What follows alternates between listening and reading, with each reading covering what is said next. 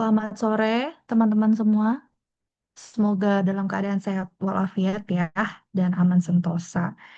Hari ini kita janjinya akan review satu persatu kelompok yang sudah membuat mind mapping. Kemudian kemarin minggu lalu itu sudah difoto ya masing-masing mind mappingnya. Nanti tolong di-share screen aja dan dijelaskan kepada teman-temannya yang lainnya. Untuk kelompok pertama, kelompok satu, apakah udah siap? Kalau udah siap, silakan coba di-share screen aja, langsung dipresentasikan ya. Berurutan dari kelompok satu sampai kelompok 5 ya. Baik, Bu.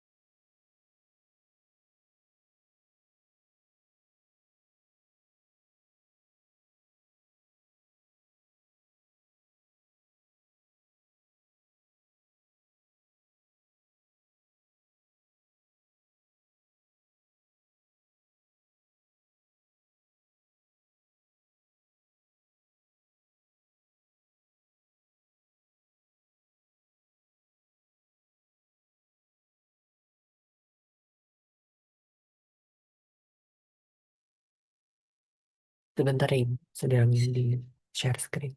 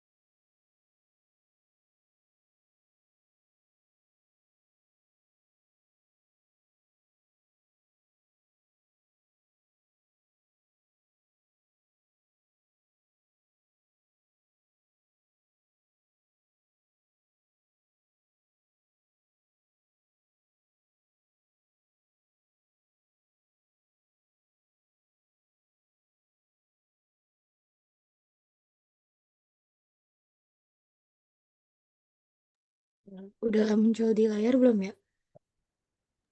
Yap, sudah, silakan. Oke. Sebelumnya selamat sore semuanya. Selamat sore Mbak Tia dan teman-teman. Saya izin menjelaskan atau mempresentasikan hasil mind mapping yang telah kelompok kami buat, yaitu dari kelompok Ancient Greece. Anggotanya sendiri ada dari saya sendiri, Sandy Albita. Selanjutnya ada Hafiz Rizal, ada Diandra, uh, Valendra, Shehan, dan juga Rehan, Faiza, dan juga Rizkia. Pertama, saya akan menjelaskan dari rhetorical approach, yaitu pendekatan retorika. Maksudnya dari Rise of Democracy. Pertama dari Rise of Democracy, re- for the Greeks, rhetoric or the art of public speaking was the first and foremost a means to persuade. Jadi di demokrasi di Yunani kuno, terutama di Athena, memberi ruang bagi warga negara untuk ikut serta dalam pemerintahan, terutama di dalam hal public speaking. Retorika ini sangat berperan karena warga harus bisa menyampaikan pendapat mereka di ruang publik. Lalu mereka juga harus meyakinkan orang lain dalam pengambilan keputusan, pemungutan suara, ataupun sidang. Selain itu, rakyat juga harus bisa terlibat langsung dalam politik tanpa harus berasal dari keluarga bangsawan. Sistem ini memungkinkan munculnya generasi baru pemimpin yang dipilih berdasarkan kemampuan berbicara, persuasi, dan argumen, bukan hanya keturunan. Dalam hal ini, demokrasi membuat retorika menjadi keterampilan yang penting karena siapapun ingin berpengaruh dan masyarakat harus bisa berargumen atau melakukan public speaking di depan umum. Selanjutnya akan dijelaskan oleh Rizal. Oke, selanjutnya eh subcapture kedua, the nature of rhetoric. In ancient Athens and Rome, public speaking, or we can say it with rhetoric, was central to democracy, education, and civic life because the ability to speak persuasively was essential for participation in courts, assemblies, and political decision making. So di sini kayak ngejelasin tentang gimana retorika itu juga berperan penting dalam eh, pusat demokrasi, dalam edukasi dan kehidupan bermasyarakat. Dan selain itu, retorik itu juga kemampuan untuk berbicara persuasif di depan publik sebagai perwakilan di courts dan political decision making. Selanjutnya, dialectic and logic. Dialectic and logic is inventor of dialectical reasoning. Ini di state of Zeno of Ilia, salah satu salah satu filosofi pada masa Yunani. Lalu di sini dijelaskan juga popularity of dialectic. Ini juga dikreditkan dari Plato. Selanjutnya, saya ingin menjelaskan terkait definition of dialectic. Dialektik itu uh, te- dapat disimpulkan menjadi tiga definisi. Yang pertama, dialectic is debate to resolve conflict between two contradictory ideas. Jadi dialektik itu uh, debat untuk menyelesaikan dua dua ide yang kontradiktif. Selanjutnya, establish truth on both sides, not just disproving one argument. Dan yang terakhir, both rhetoric and dialectic are forms of critical analysis. Selanjutnya yang terakhir akan dijelaskan oleh Shanley. Ya. Terima kasih Rizal. Selanjutnya, saya akan menjelaskan the rhetorical approach atau pendekatan retorika. Nah, dari pendekatan retorika ini sendiri ada yang namanya kegunaan retorika atau uses of rhetoric. Di kegunaan ini ada upholds truth and justice, suited for popular advances, teaches to see both sides, and also serves as self-defense. Artinya apa? Yaitu menegakkan keadilan dan kebenaran.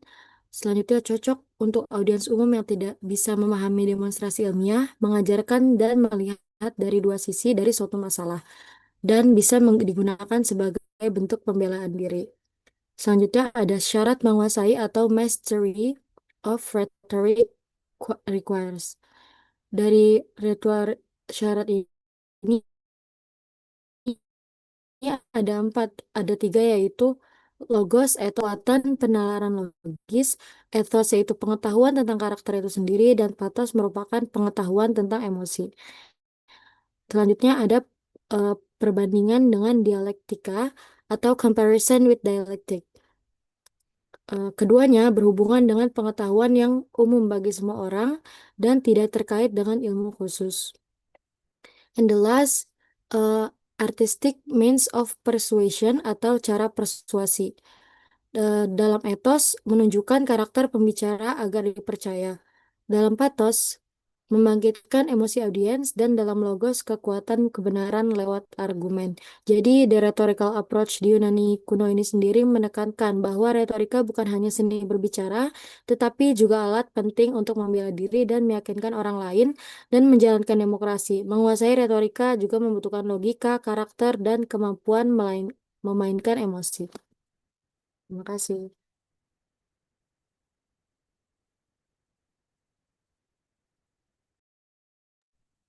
Oke, jika udah langsung dilanjut aja nanti ya 2, 3, 4 sampai 5 ya. Kelompok selanjutnya, Bu. Ya, kalau sudah selesai nanti silakan kelompok 2 untuk langsung lanjut aja. Baik, Bu. Terima kasih.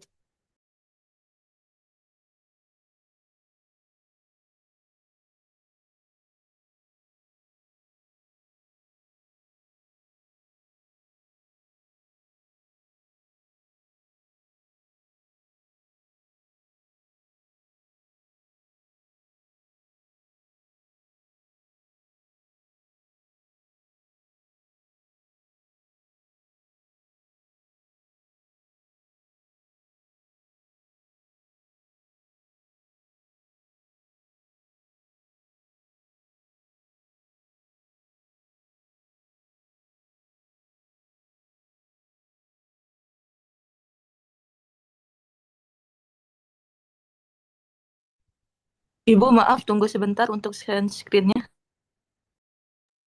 Oke, aman aja.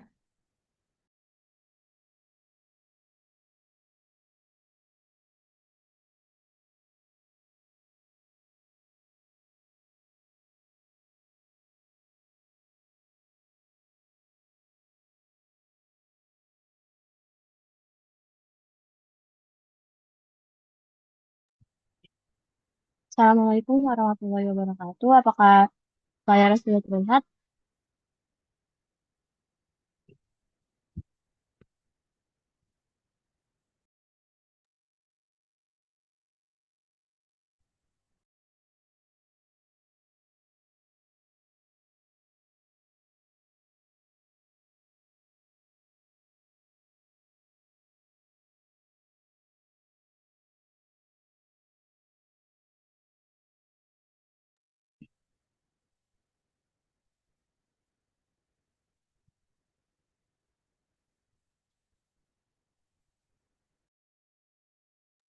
Baik. Assalamualaikum warahmatullahi wabarakatuh. Perkenalkan, di sini kami dari kelompok 5 yang akan menjelaskan, kelompok 4 yang akan menjelaskan mengenai chapter 2 yaitu The Roman Republic. Jadi di sini kelompok kami ada saya sendiri, Capriela Maulina, lalu ada Asmaul Husna, lalu juga ada Naisa Adaira Belsa, lalu ada Syalim Marfa Aisyah, Nidia Tasya Sahara, serta Medita Restu, dan Rizky Aulia Kamila.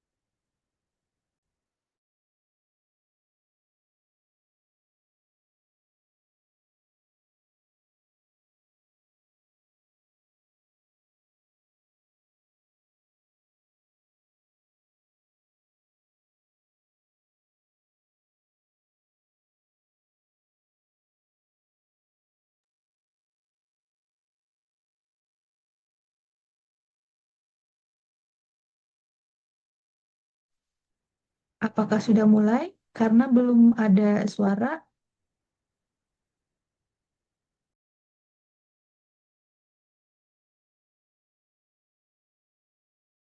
Sebentar Ibu, ini lagi ada kendala teknis yang lagi mau presentasi Bu.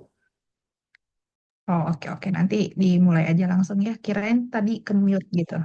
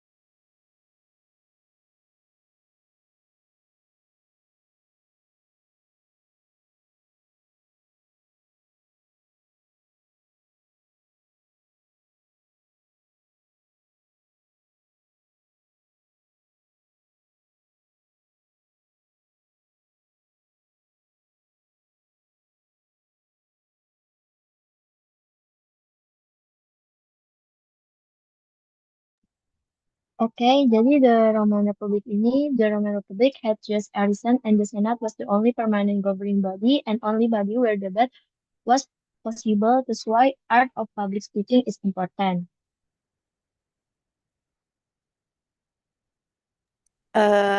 In the subject of rhetoric, Revenant and identify as 5 parts. The first one is evaluation is the initial step of discovering ideas, argument, and the material of to be delivered. Second is arrangement. It's organizing and structuring ideas so they are logical and understandable. Third is style, the manner of expressing idea through the language, including the diction, figures of speech, and suitability for audience. Fourth is the ability to recall the material in past the people that need to rhetorica need memorize all the text without read it. Five is deliver. Three is direction presentation to the audience, including intonation, expression, and a contact. These 5 canons remain the essential part of public speaking in education today. To prominent Roman figures stand out the central to Roman rhetoric. It is Cicero and Quintilians.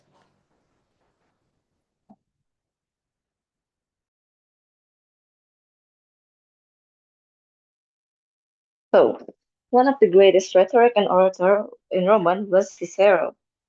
Marcus Lucilius Cicero was born on January 3rd, 106 BC, and was murdered on December 7th, 43 BC. Cicero was a well-known politician in Rome at that time. He was an idealist who firmly believed that a great orator is someone who has vast wisdom about general knowledge and valued their eloquence in integrity. Not only that, he saw that an oratory must qualify as someone who can guide others. So basically, his belief was that an orator shouldn't be someone who just speaks loudly or flashy, rather than someone who holds wisdom and can guide others. He was able to provide his college with a broad interpretation of atheism, and he revived the best of the Greek theorization and practitioners of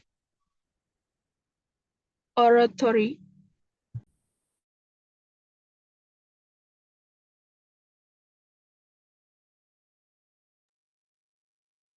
Now we'll talk about Quintilian. Marcus Fabius Quintilianus was a Roman teacher, writer, and speaker who lived from 35 to 95 AD.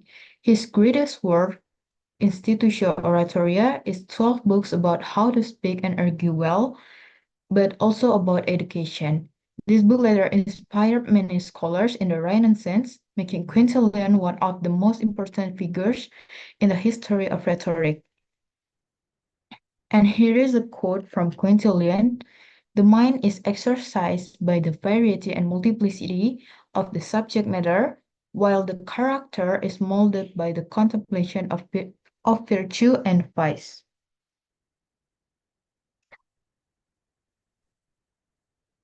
Quintilian's time, Green, 1926. The popular trend in oratory was not rhetoric, rather it was called Silver Latin. During this time, rhetoric was primarily composed of three aspects: the theoretical, the educational, and the practical. Quinn wrote that Quintilians adopt Cicero's oratory prose as the model, because during the previous century, Cicero's far more concise style was standard. That around 1987, he organized the practice oratory into five canons: Inventio, Dispositio, Memoria, Pronunciation. To Quintilian, rhetoric was the good man speaking well. Honeycutt 207.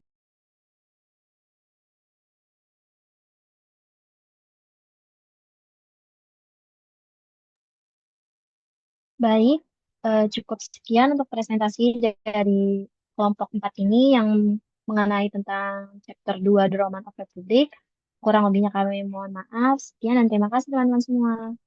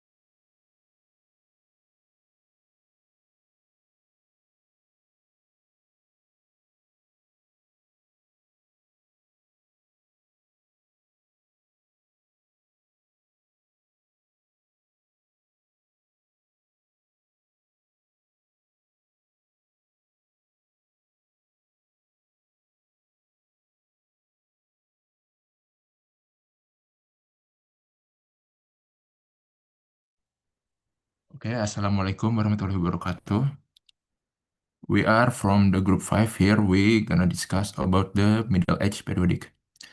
First is the time periodic. It spans from 5th to 15th centuries and begins with fall of Western Roman Empire at 4th, 1400, 1476 CA and ends with Renaissance Reformation at 15th century. Next is background.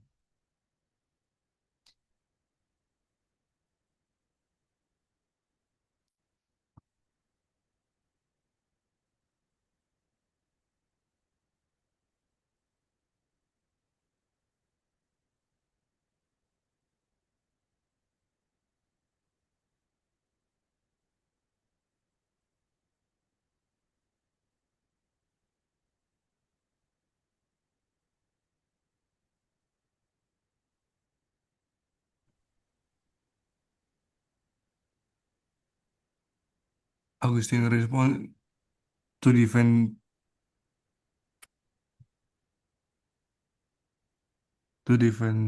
theorics. Augustine wrote the Declaration Christian.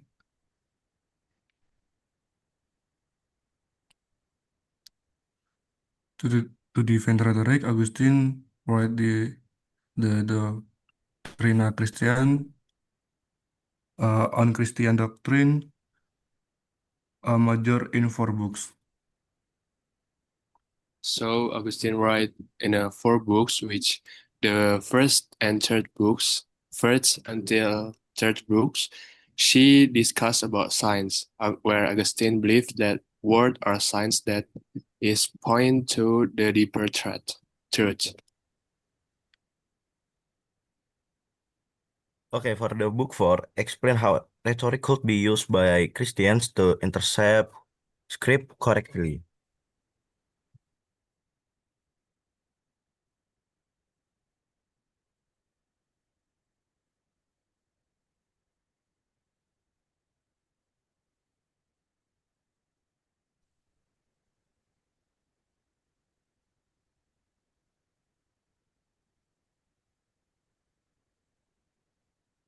Before converting to Christianity in 386 AD, Augustine was deeply involved in the study of rhetoric, the art of speaking and writing persuasively. He received formal training in this field, which at the time was considered one of the most prestigious skill among Roman intellectual. His rhetorical training not only sharp his ability to construct logical and persuasive argument, but also introduce him to the rich tradition of Greek and Roman thought. This intellectual foundation later played a significant role in shaping the way Augustine articulated Christian teaching. It is no surprise that his major works, such as Confession and De Civitate Dei, display a unique combination of the theological depth and classical rhetorical elegance, making him one of the most influential Christian thinkers in history.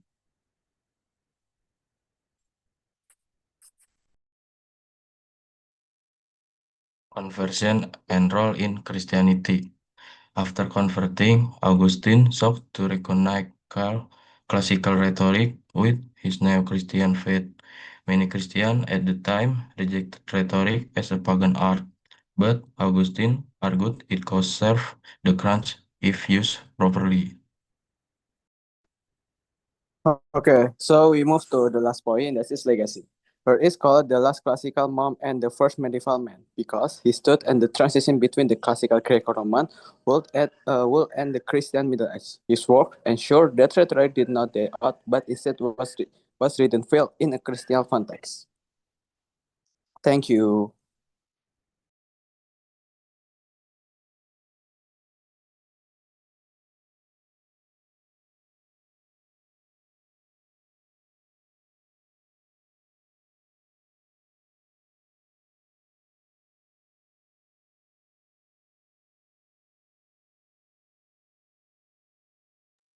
I think that's all from us. Wabillahi wa taufiq wa hidayah. Wassalamualaikum warahmatullahi wabarakatuh.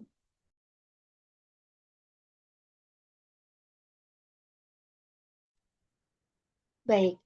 Halo, selamat sore teman-teman semuanya.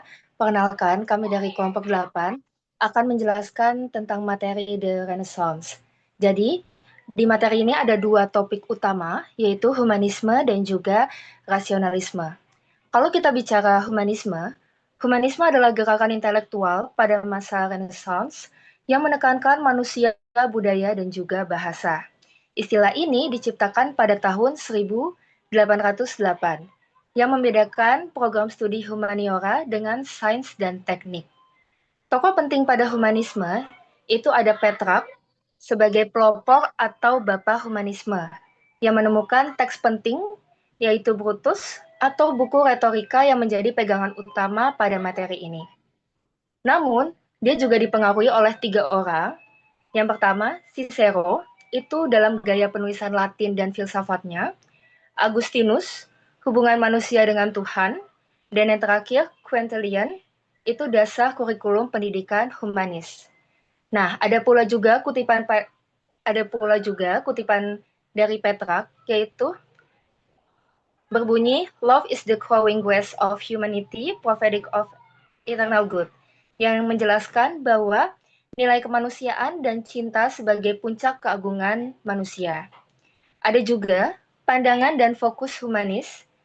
Humanisme itu berfokus pada dunia manusia, bukan alam, di mana bahasa dianggap sebagai kunci utama. Yang pertama, mempermudahkan interaksi sehari-hari. Yang kedua, membuka cara pandang manusia terhadap dunia. Dan yang terakhir, retorika lebih penting daripada filsafat, karena lewat bahasa, manusia itu benar-benar bisa berhubungan dengan dunia dan sekitar.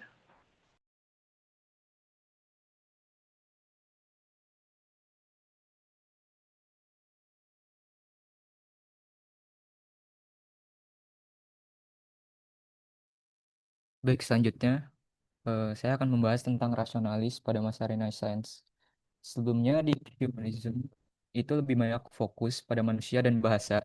Nah, kalau dari rasionalis sendiri itu lebih menekankan bahwa kebenaran hanya bisa didapat melalui reason atau akal. Jadi, inti dari gerakan ini adalah menjadikan akal sebagai sumber utama dari kebenaran. Lanjut, apa sih ciri khas dari rasionalis ini sendiri? Yang pertama, mereka mengutamakan rasionalisme, yaitu kebenaran ilmiah yang sifatnya universal, abadi, dan berlaku selamanya, bukan sekedar pendapat atau tradisi. Lalu yang kedua, mereka menganggap retorika itu kurang penting, terutama pada bagian invention atau penemuan ide. Kalau humanis, mereka mereka masih percaya ide bisa lahir dari bahasa dan seni berbicara. Nah, kalau rasionalis, itu mereka justru menganggap penemuan ide itu harus lewat logika. Lalu yang ketiga, mereka lebih menekankan pada logika dan sains dibanding seni berbicara. Jadi, bagi rasionalis, bukan seberapa pandai kita merangkai kata-kata, tapi seberapa kuat logika yang kita bangun. Nah, untuk tokoh utama dari rasionalis sendiri ini ada dua, yaitu Peter Ramus yang hidup pada tahun 1515 sampai 1572 dan René Descartes yang hidup antara 1596 sampai 1690. Dua tokoh ini punya peran penting dalam menggeser fokus dunia pemikiran dari retorika ke logika dan sains. Nah, eh, kalau kita lihat tokoh yang pertama yaitu Peter Ramus, dia punya pandangan yang cukup tegas tentang retorika.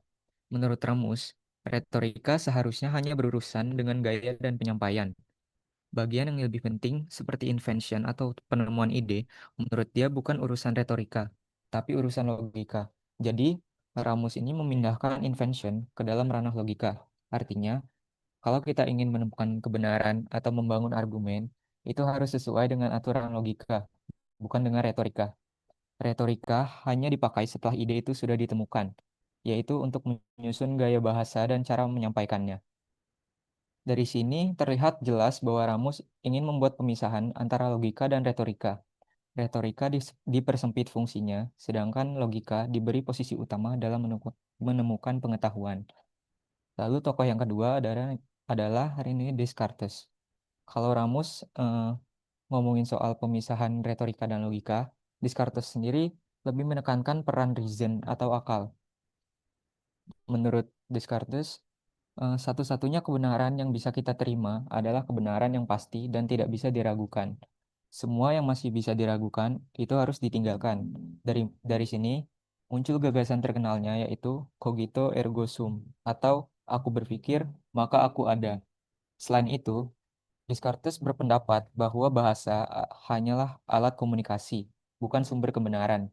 Jadi, kalau humanis, eh, bah kalau di humanis bahasa adalah pintu menuju pengetahuan. Bagi Descartes, bahasa tidak bisa dijadikan sebagai dasar dari kebenaran. Descartes juga mengembangkan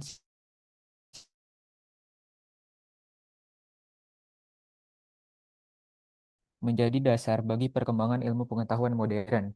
Dan yang paling penting, Descartes lebih percaya pada akal sebagai panduan hidup dan sumber kebenaran dibanding dogma atau tradisi yang selama ini dipegang masyarakat. Jadi, bisa disimpulkan bahwa rasionalis adalah pemikiran yang menjadikan akal sebagai sumber utama kebenaran. Mereka mengutamakan logika dan sains di atas retorika dan tradisi. Petrarch menunjukkan hal ini dengan memindahkan invention ke logika, sementara René Descartes menegaskan bahwa hanya akal yang bisa menghasilkan kebenaran yang pasti. Dengan adanya rasionalis, pemikiran pada masa Renaissance semakin berkembang ke arah yang lebih ilmiah, sistematis, dan rasional, yang akhirnya membuka jalan bagi lahirnya ilmu pengetahuan modern. Mungkin segitu. Mungkin eh, terima kasih semuanya.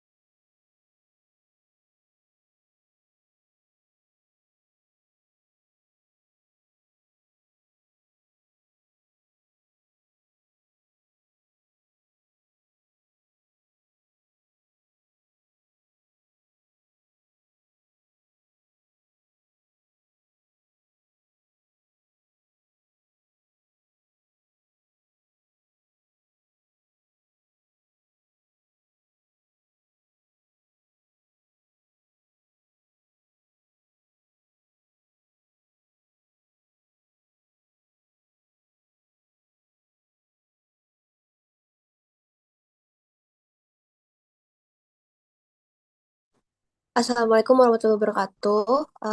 Aku Kalisa, perwakilan dari kelompok 1.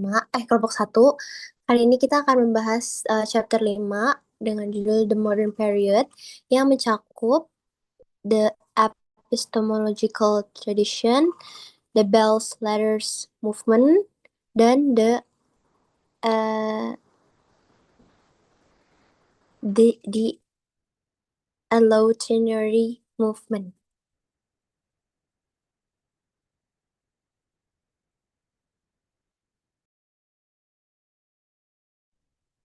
Jadi dalam modern period ini yang pertama ada the in tradisi epistemologi. Epistemologi merupakan cabang filsafat yang mempelajari asal-usul, sifat, metode, dan batas-batas pengetahuan manusia.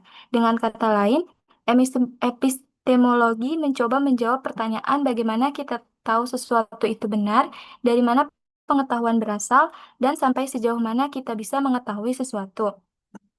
Nah, menurut George Campbell dalam bukunya yang berjudul The Philosophy of Rhetoric tahun 1776 yang mendefinisikan retorika sebagai seni berbicara persuasif yang berhubungan langsung dengan 5 fakultas pikiran manusia, yaitu yang pertama ada pemahaman, bagaimana pesan dapat dimengerti, yang kedua ada ingatan, bagaimana pesan dapat diingat, yang ketiga itu ada imajinasi, yaitu bagaimana pesan dapat membangkitkan bayangan atau gambaran dalam pikiran, yang keempat ada emosi, yaitu bagaimana pesan dapat menggugah perasaan pendengar. Yang kelima ada kehendak, bagaimana pesan dapat mempengaruhi keputusan atau tindakan seseorang.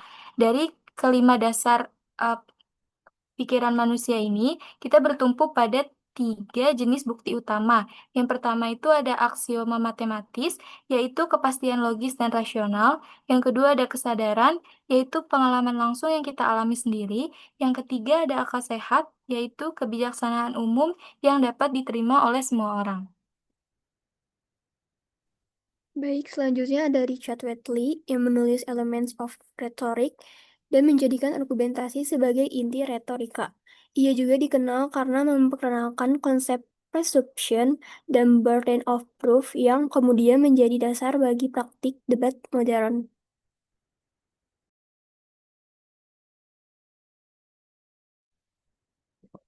Oke, selanjutnya the Best Letter Movement.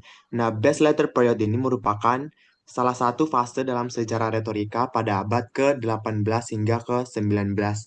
Nah, best Best Letter Period itu merupakan eh, masa ketika retorika tidak lagi atau bukan hanya dipandang sebagai seni berargumentasi lagi, tetapi dipandang sebagai seni menulis yang indah yang berfokus pada gaya bahasanya, keindahan ekspresinya, dan efek emosional terhadap pembacanya.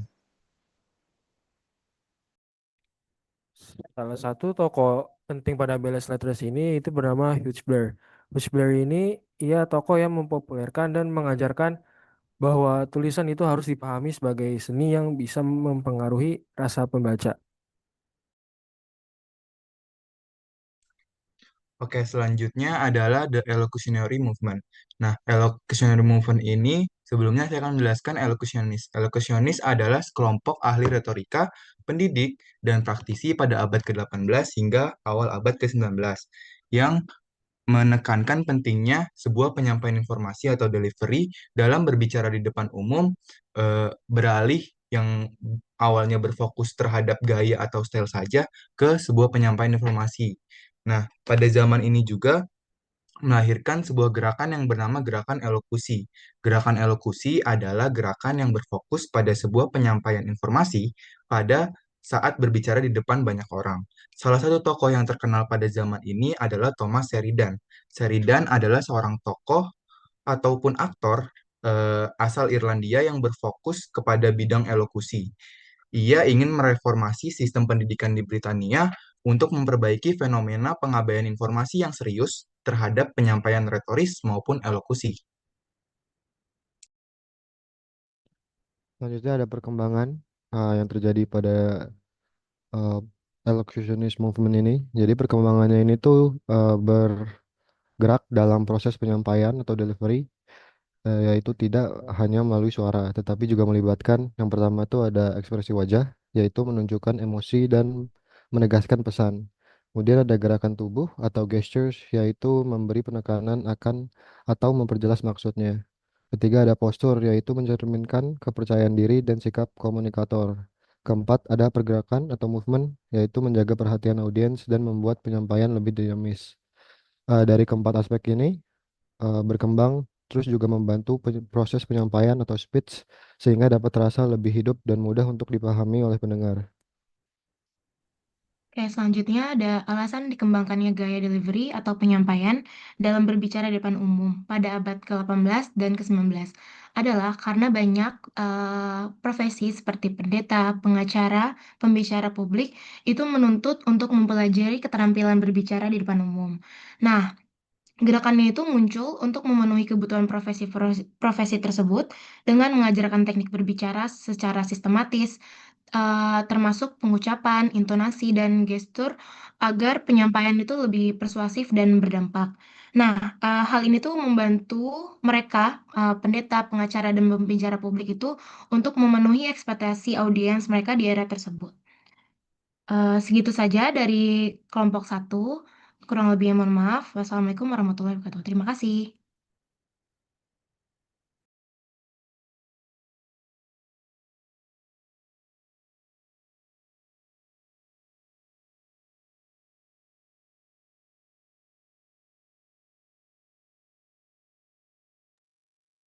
Oke, suara saya terdengar, teman-teman? Atau tidak? Dengar Ibu. Oke ya, semoga terdengar jelas. Oke, sudah selesai semua yang dipaparkan oleh teman-teman berdasarkan dengan chapter The Origins of Public Speaking ya. Jadi kalau berdasarkan teori gitu ya, awal mula em, apa namanya adanya public speaking itu dimulai jauh sebelum kemarin sudah saya sampaikan ya, before Chris, kemudian ada timeline dan lain sebagainya ya.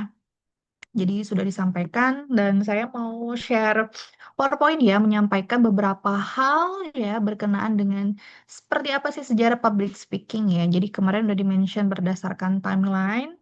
So sekarang mari kita bahas sama-sama ya. PPT-nya udah saya share di grup. Coba saya share dulu. Udah terlihat ya PowerPoint-nya?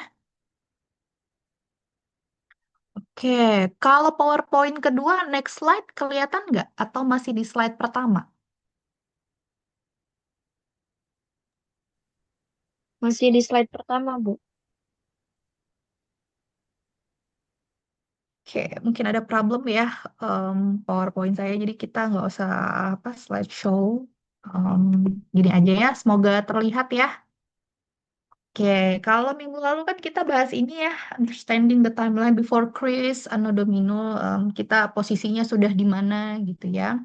Sekarang kita bahas berkenaan dengan seperti apa sih sejarahnya, kenapa ada public speaking gitu ya, jauh sebelum memang kita tahu bahwa itu adalah sebuah public speaking ya, ilmu public speaking.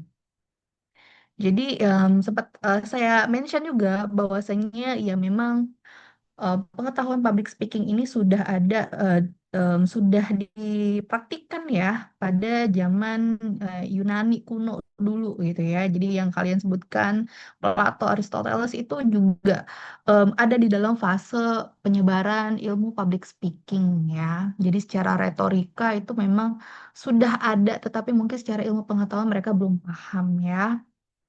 Kemudian, oke, kita bahas dulu deh. Jadi kemarin saya tanya kan tirani itu apa, kemudian demokrasi itu apa. Jadi kalau tirani itu memang dulu karena tidak tahu ada sistem pemerintahan ya. Kalau sekarang sih kita udah berevolusi menjadi monarki ya. Kalau dulu itu namanya tirani. Jadi dipimpin oleh orang yang diktator ya, orang yang secara kepemimpinan itu sangat kejam ya, bertumpu pada satu pemimpin dan jika melawan pemimpinnya itu tidak segan-segan untuk dibunuh ya, dihukum, dipancung ya, dan lain sebagainya. Jadi pada saat itu memang Yunani itu punya sistem pemerintahan secara tirani dan sekarang sudah berubah ya menjadi sekarang kita ketahui ada monarki, ada republik gitu ya yang biasanya em, terdiri dari beberapa sistem pemerintahan, salah satunya adalah demokrasi itu ya, salah satunya negara kita.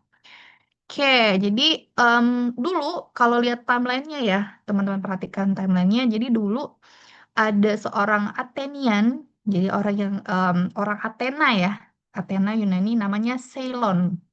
Ya, jadi dalam tiran itu, jadi ada beberapa pemimpin ya. Jadi walaupun dia sistemnya memang em, monarki, kalau dalam bahasa sekarang ya, itu ada beberapa pemimpin. Sampai akhirnya di tahun 630 before Christ, em, Cylon ini adalah last tyrann of Attica. Jadi pemimpin terakhir dari sistem pemerintahan tiran. Ya, jadi karena memang terkenal tiran ini tanpa ampun ya kepada rakyatnya, jadi em, mungkin rakyatnya memang sudah tidak sanggup lagi menahan segala apa namanya kekerasan mungkin ya, sistem-sistem penghukuman yang memang sangat sangat kejam. Jadinya Ceylon ini waktu itu digulingkan oleh para petani dan waktu itu ada soldier juga ya. Jadi akhirnya Ceylon ini adalah the last tiran gitu ya, pemimpin tiran pada waktu itu. Ya, jadi intinya setelah Ceylon ini die gitu ya, dihukum gitu. Jadi sudah tidak ada lagi sistem pemerintahan yang bernama tiran. Ya, kemudian kita move ke Draco. Ya, Draco ini di 621 before Christ. Jadi ya, jadi dari tiran itu move ke sistem pemerintahan legislator namanya ya. Jadi sedikit sedikit lebih baik ya daripada tiran, bahwa legislator ini sistemnya ada juri ya. Kalau bahasa sekarang tuh hakim ya. Kalau dulu tuh juri nyebutnya. Kalau sekarang kayak kita tuh sistem ke hukum hakim gitu ya. Hakim kayak MK, MY dan lain sebagainya ya. Jadi disebutnya karena pemimpinnya adalah Draco ya gitu nyebutnya ya. Jadi ada satu sebutan namanya Draconian Constitution. Ya, dia menyebut pemerintahnya sebagai Draconian Constitution ya. Tetapi karena memang sistem gradasi dari tiran ke legislator ini kan masih sedikit ya, transisinya masih kena dari zaman-zaman sebelumnya. Jadi em, em, perlakuan untuk punishment jadi hukum gantung untuk orang-orang yang tidak sejalan, kriminal gitu ya, itu masih berlaku. Ya, meskipun pada saat ini sudah ada sistem hakim, jadi hakim akan menentukan siapa yang akan kena punishment, siapa yang dihukum gantung gitu ya, siapa yang dibunuh dan lain sebagainya. Ya, seperti itu untuk law dari Draco. Kemudian setelahnya ada Solon.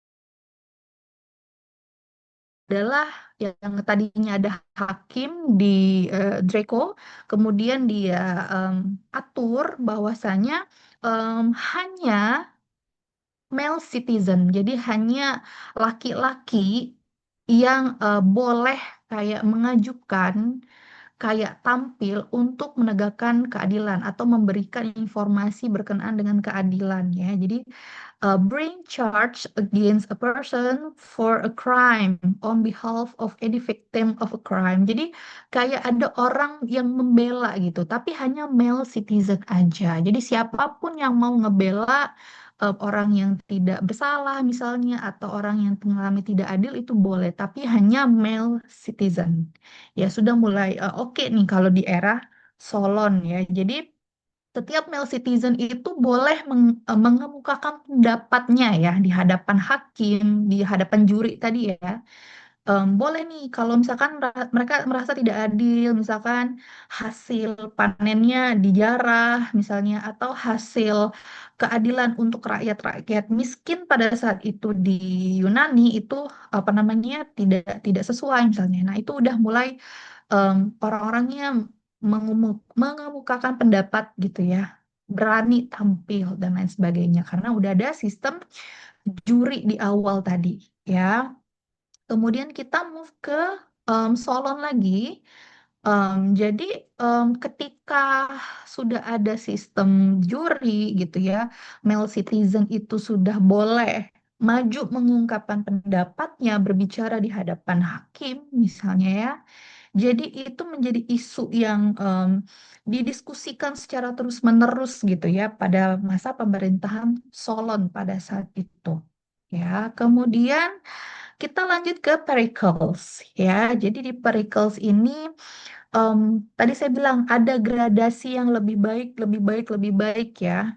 Jadi kalau di masa Pericles ini sudah semakin baik sistem pemerintahannya, bahwa mereka membantu rakyat miskin gitu ya. Jadi sudah boleh mengemukakan pendapat, tetapi memang tidak ada sistem punishment ya kalau di Pericles ini. Dan puncak kestabilannya itu biasanya apa namanya pada waktu itu konsisten ya pada masa di Pericles. Jadi kejayaannya itu ada di zaman Pericles ya untuk warga-warga Yunani pada saat itu. Ya, jadi ketika Pericles ini mulai menjalankan dari transisi tiran dari tiran, kemudian dan lain-lain sebagainya, kemudian sampailah ke Solon, sampailah ke dia itu menjadi free society. Jadi dia udah demokrasi sistemnya ya, kalau udah di Pericles. Seperti itu untuk frontman-frontman dari setiap pemerintahan pada saat itu di Yunani yang cikal bakal bahwasanya ada public speaking di sana berawal dari orang-orang berani mengemukakan pendapat, berani membela orang-orang yang misalnya kena punishment, yang tiba-tiba dibunuh dan lain sebagainya pada saat itu ya. Itu cikal bakal mereka berani bersuara, berani berbicara seperti itu ya. Jadi Pericles democracy establish the need for training in public speaking. Jadi awal mula karena dia udah mulai merucut ke demokrasi, jadi warga-warga Pericles pada saat itu sudah mulai oke nih, aman nih untuk menyuarakan pendapat ya. Nah, karena memang sudah tidak ada punishment, tidak takut lagi dihukum gantung, dibunuh karena tidak satu suara dengan pemerintahan waktu tirani ya. Nah, dan Perikel sudah menerapkan kalau misalnya orang-orang boleh berdebat, berdiskusi, boleh misalnya nego, lobby dan lain sebagainya, muncullah kaum-kaum yang namanya kaum sopis ya. Ya, jadi kaum sopis ini sejenis kaum-kaum yang memang gemar berdiskusi, ya, gemar misalnya membahas sebuah masalah yang dimana mereka ini biasanya orang-orang yang ngobrolnya itu enak gitu ya, enak diajak diskusi gitu ya, yang tata cara berbicaranya bagus, baik, jadi orang-orang mengerti. Nah, karena adanya orang-orang perkumpulan sopis ini, jadi mereka ini dianggap orang yang bisa mengajari orang lain ya. Kalau kita sekarang bilangnya mungkin kita berguru gitu bahasanya berguru ke sopis. Nah, pada saat itu kenyataannya memang sopis ini karena memang mereka senang berbicara dan berdiskusi, bisa menghimpun masyarakat banyak untuk tukar pendapat gitu ya. Jadi mereka ini dianggap guru pada saat itu ya. Jadi semua orang itu berbondong-bondong untuk bergabung bersama sopis dan misalnya membicarakan banyak hal ya.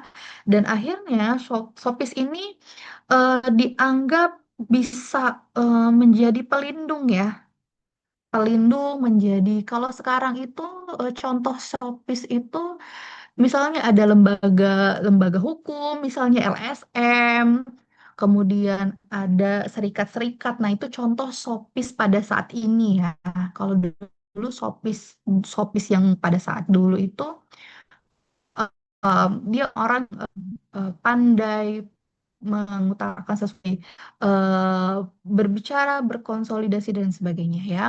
Jadi di era sopis ini ada beberapa sopis yang terkenal ya. Jadi kalau kita bilang guru aja.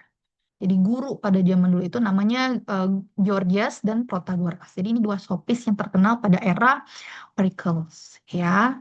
Kemudian kita bahas, nah jadi kalau misalnya tadi saya bilang ada Georgias dan Protagoras, jadi dua sopis ini punya pemahaman yang berbeda. Tadi kan kita sebut kalau di zaman sekarang disebutnya guru ya, kalau sopis itu. Jadi pada saat itu ada dua mazhab ya kalau bahasa sekarangnya, ya. Ada dua mazhab yang berbeda antara Georgias dan Protagoras. Dalam hal retorika bagaimana mereka menyampaikan pendapat, berdiskusi, mendengar, dan lain sebagainya ya. Jadi kalau Georgias itu lebih kepada emotion, ya. Jadi em, dia mengumpulkan audiens, ya. Dia mendengarkan, gitu ya. Dia berbicara dengan bahasa yang baik, gitu ya. Tapi dia lebih menggunakan emosionalnya.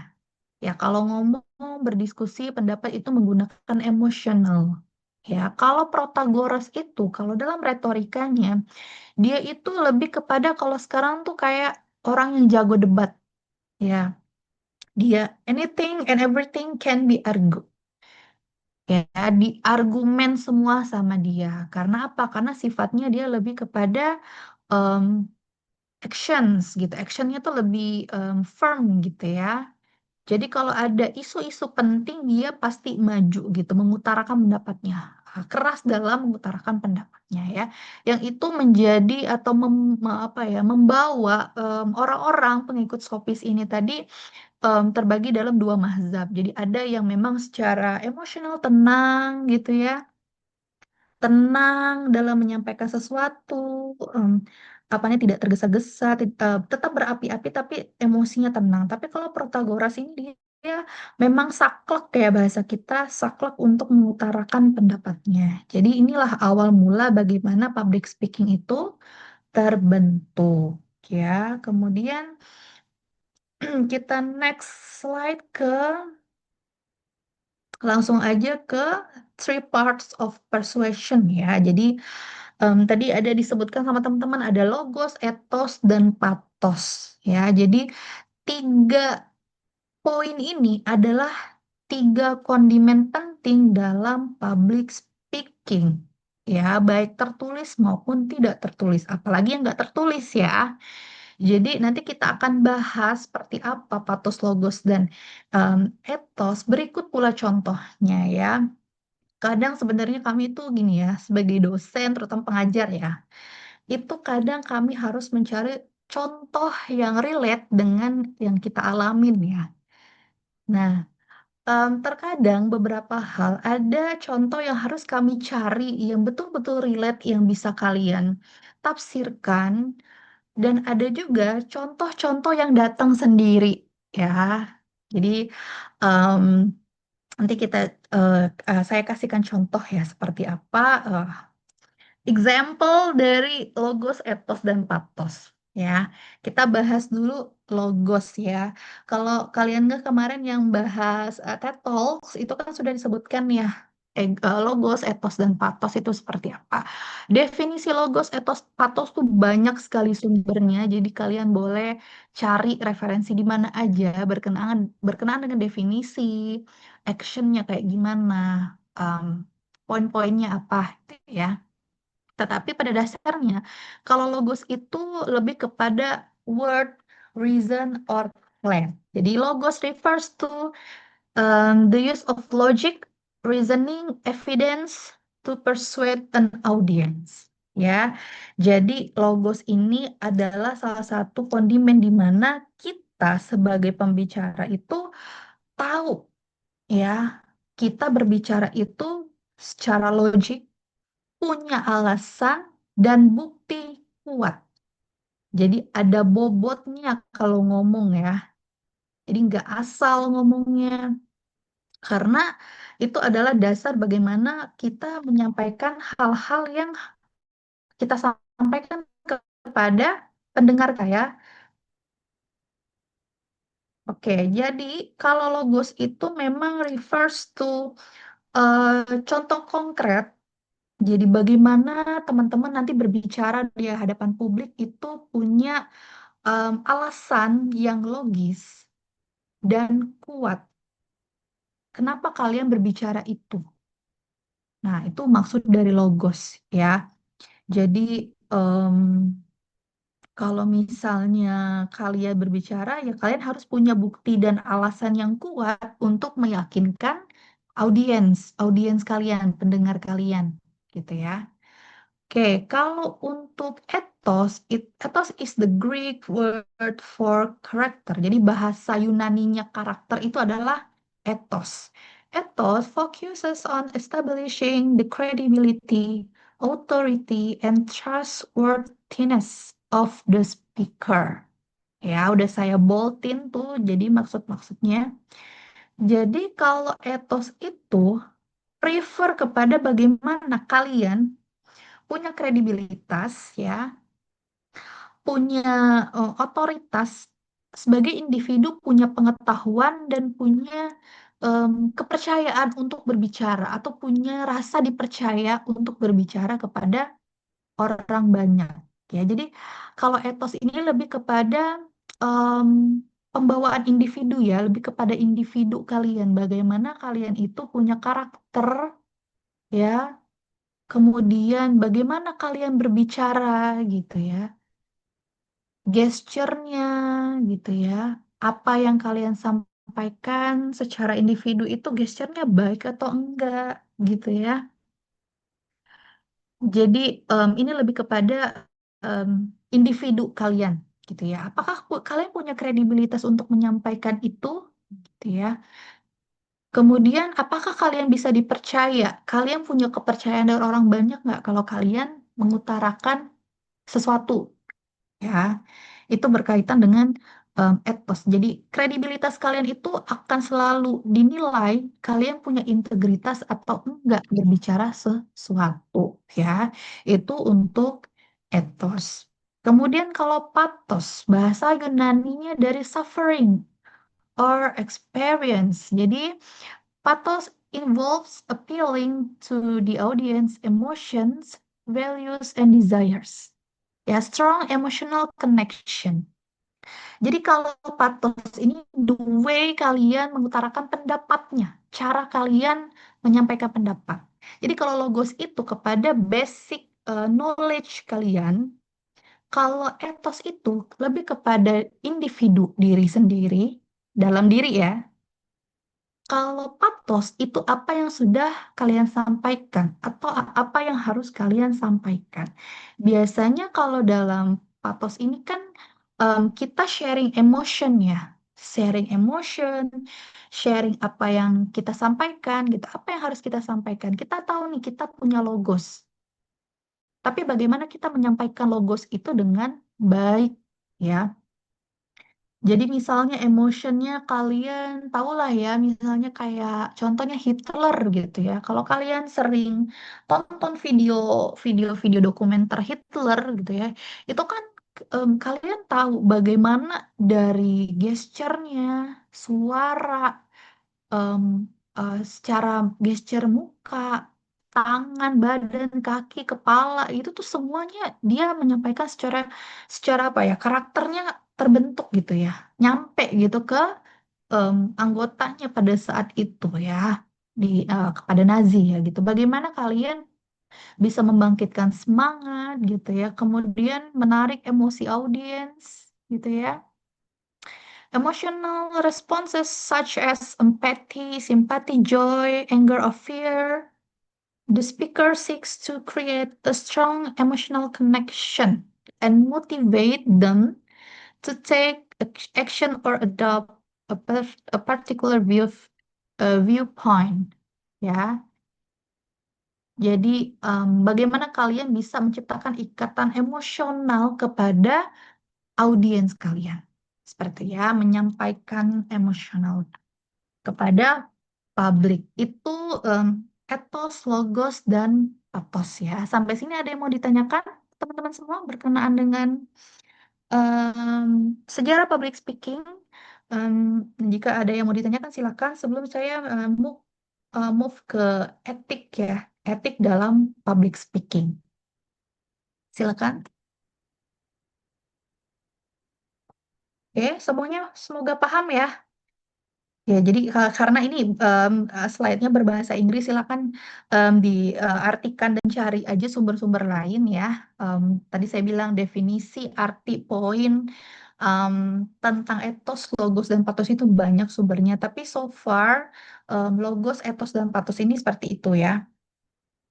Kenapa dalam public speaking itu wajib ya sifatnya ada etos, logos, dan pathos ya. Saya teruskan dulu aja ya ke em, apa slide etika public speaking.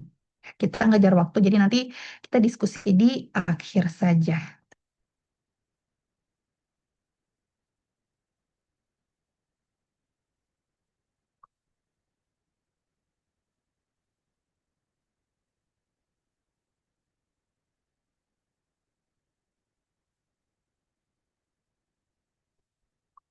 Oke, sudah terlihat ya. Semoga sudah terlihat dan suara saya jelas terdengarnya. Kita move ke etik ya. Apa itu etik? Ada yang tahu? Apa itu etik?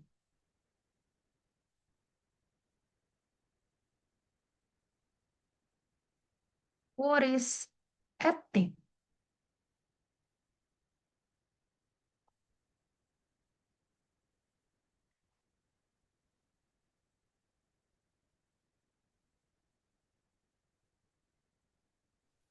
Bu, saya izin jawab, Bu.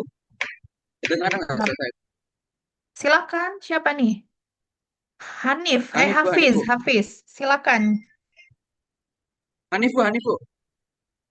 Tapi ini tulisannya Hafiz Rijal. Kamu berdua sama Hafiz ya? Oh, ya udah.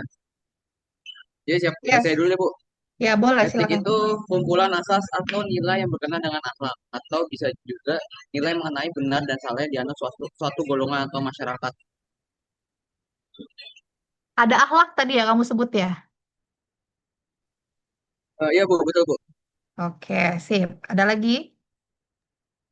Saya Bu Siapa nih? Hafiz Rijal. Oke, silakan silakan. eh Kalau menurut saya etik itu tadi udah disebutkan juga sebenarnya nilai-nilai atau perilaku eh, dalam suatu eh, dalam suatu kegiatan. Oke, ada akhlak, ada perilaku. Oke, yang lain ada tambahan? Saya, Bu, Ya, silakan. kalau menurut saya etik itu kayak sebuah aturan yang mengatur diri kita untuk berperilaku dengan baik. Oke, berperilaku dengan baik. Oke, ada Elma, nilai kebiasaan standar perilaku yang dianggap baik atau buruk, benar atau salah dalam kehidupan manusia. Oke, good. Oke, jadi etik. Kalau kalian dengar etik itu sudah lumrah ya, sering dengar. Etik, etika. Ya, itu adalah sesuatu yang memang hal-hal berkenaan dengan norma ya.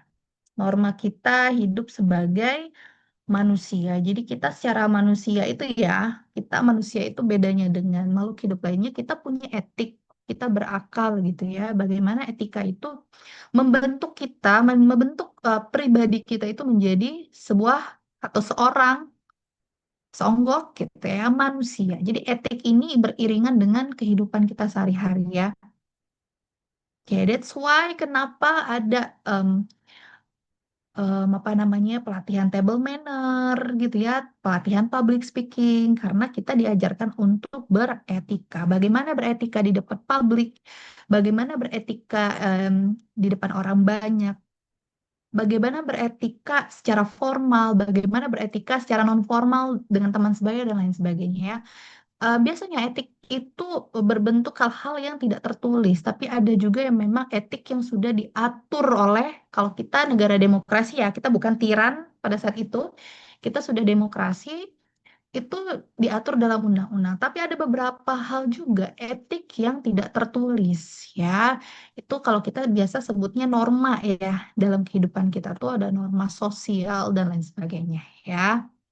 Oke, kita lanjut.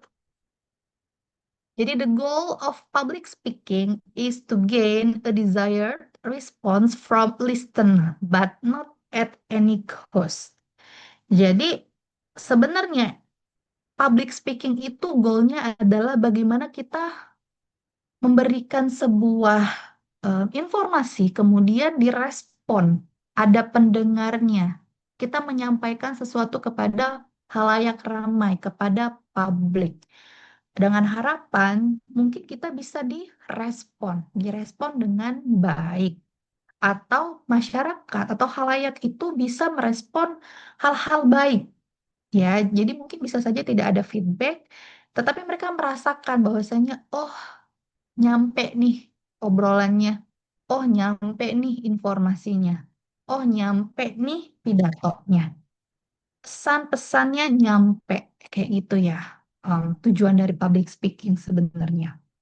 Kemudian definisi etik, ethics is the branch of philosophy that deals with issues of right and wrong in human affairs. Ya, jadi sebenarnya definisi etik itu sebenarnya kalau kalian baca buku-buku filsafat ya, jadi etika itu membahas bagaimana bad way or good way gitu ya, benar dan salah dalam urusan perilaku manusia. Ya, itu dibahas oleh ilmu filsafat ya. Mungkin teman-teman punya teman yang kuliah di prodi filsafat gitu, boleh ditanyakan etik itu seperti apa gitu ya. Kemudian pasti kita nanya nih, emang etika benar dan salah itu emang bisa diukurkah gitu ya? Bagaimana cara melihatnya gitu kan? Pertanyaan-pertanyaan kita ya, etik itu kayak gimana sih bentuknya gitu ya? Jadi sebenarnya sesimpel kita menjawab bahwasanya etik itu merupakan tindakan bermoral ya, bermoral bukan amoral, bermoral, tidak bermoral, ya, within ya, bermoral, tidak bermoral, adil atau tidak adil, jujur, tidak jujur, baik atau tidak baik, ya. Oke, sebentar ya. Saya ada Kak Ruth chat sebentar. Saya jadikan. Saya stop presentasi bentar ya. Nanti saya back lagi ke room.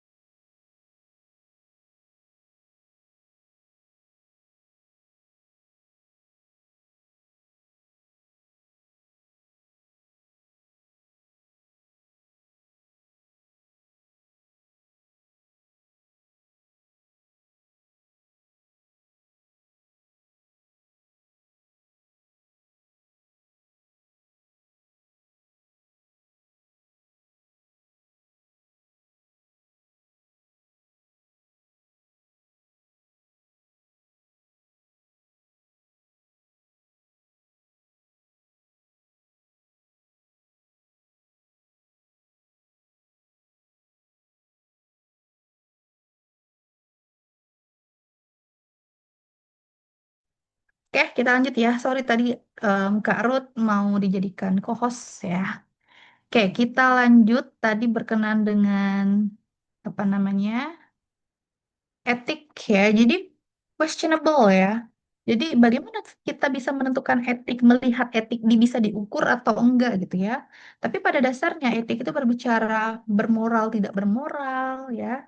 Kemudian tadi saya bilang tentang jujur atau tidak jujur, adil atau tidak adil, baik atau tidak baik. Ya, hal-hal tersebut kan agak sulit diukur ya secara angka matematika, tapi secara em, norma itu kan kita punya punya sense ya terhadap hal itu. Jadi kita bisa tahu, oh ini enggak bermoral nih gitu ya. Oh ini enggak jujur nih gitu ya. Seperti itu untuk definisi etik. Jadi intinya em, tujuan kalian berbicara di depan umum itu ya untuk mendapatkan respon. Jadi kita pengen lihat respon pendengar kita seperti apa gitu ya. Kita berbicara dengan baik tadi menggunakan etos, logos, dan pathos ya. Oke, saya play ya. Semoga bisa apa namanya terlihat.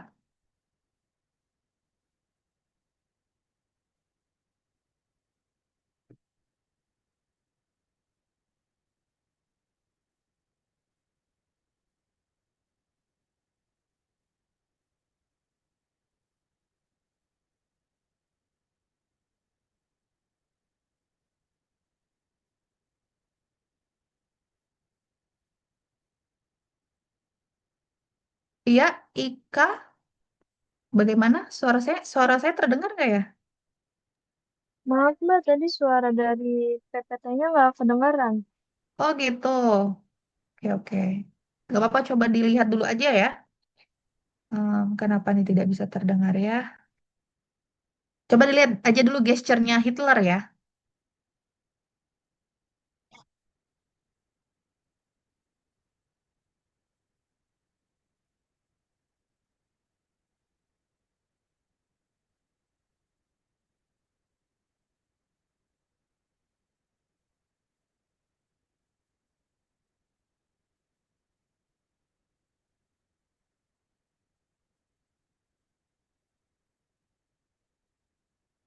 Ya, nanti saya share PPT-nya ya. Jadi ini kalian bisa cek di YouTube-nya. Saya lupa saya British British apa gitu ya.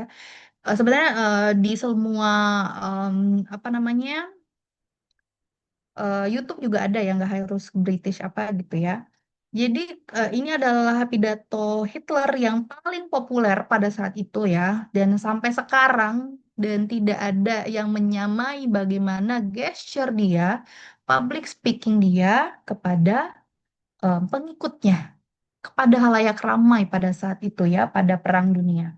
Kalau kalian lihat gesturnya itu, wah, saya rasa sampai hari ini belum ada yang menyamai gitu ya. Bagaimana dia menggunakan etos, logos, dan patosnya dengan baik kepada audiensnya. That's why kenapa pada saat Perang Dunia pengikutnya banyak sekali dan banyak orang yang percaya kepadanya, gitu ya. Banyak orang yang ngerasa nih bahwa Perang Dunia itu lazim gitu untuk diikuti, mati-matian gitu untuk berperang demi negaranya gitu ya. Em, dan itu tidak ada yang menandingi bagaimana public speakingnya Hitler dulu hingga sekarang. Jadi kita nggak heran ya pada saat itu kenapa rakyat Jerman itu sangat ngebela banget negaranya, rela berperang gitu ya, em, apa namanya mengorbankan banyak hal gitu ya. Oke, ini untuk Hitler nanti silakan teman-teman cek aja videonya banyak ya. Nanti dilihat bagaimana secara gesture, etos, logos dan patosnya Hitler ya. Jadi tidak usah saya mention siapa Adolf Hitler. Jadi kalian silakan cek sendiri banyak videonya ya. Nanti coba dicek bagaimana dia bisa berbicara dengan lugas ya kepada halayak ramai. Ya, nanti silakan dicek aja. Jadi pada dasarnya Hitler ini mampu em, mempropaganda, punya emotional manipulation, ya, lack of respect for human dignity dan lain sebagainya. Ada verbal abuse juga di balik pidatonya yang sangat oke gitu ya pada saat itu, tetapi ada beberapa hal dari misalnya logosnya gitu ya, ada beberapa hal dari etosnya dan patosnya yang mostly tidak dinilai itu tidak sesuai gitu ya. Ada hal-hal yang tidak rasanya berkeperimanusiaan dan lain sebagainya ya. Untuk em, contohnya Hitler ya.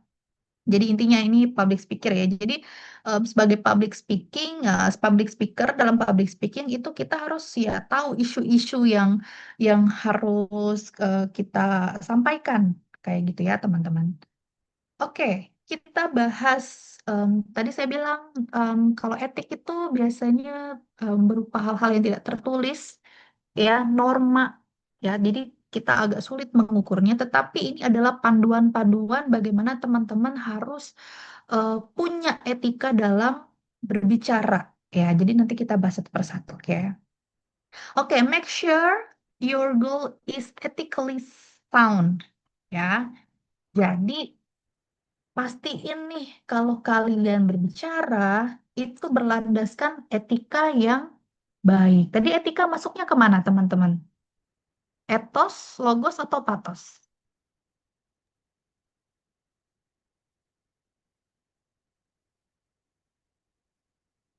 Ada yang mau disampaikan? Kira-kira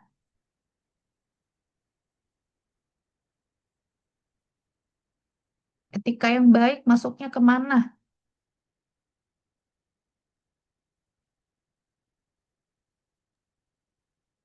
Etos, Mbak. Etos ya, betulkah etos? Menurut teman-teman yang lain, etika nih masuknya kemana? Ya, ada banyak yang patos, patos. Oke, mari kita cek apakah betul itu patos. Silakan dicek slide-nya masing-masing tadi ya. Di patos itu emotion, values, and desires, strong emotional connection. Oke, ada lagi patos semua ya. Oke, sip. Oke, jadi etika itu masuknya ke patos ya, teman-teman ya. Bagaimana the way you act? Nah, itu adalah contoh dari patos. Jadi, make sure nih, teman-teman, di make sure your goal is ethically sound, itu pastikan em, apa yang kalian sampaikan itu berdasarkan etika. Etikanya apa? Etika yang baik gitu ya. Tadi kan ada baik tidak baik, jelek jujur atau tidak jujur gitu ya, bermoral atau tidak dan lain sebagainya ya. Jadi pastikan ketika kalian mau ngomong gitu ya, mau berbicara menyampaikan sesuatu itu berdasarkan etika yang baik.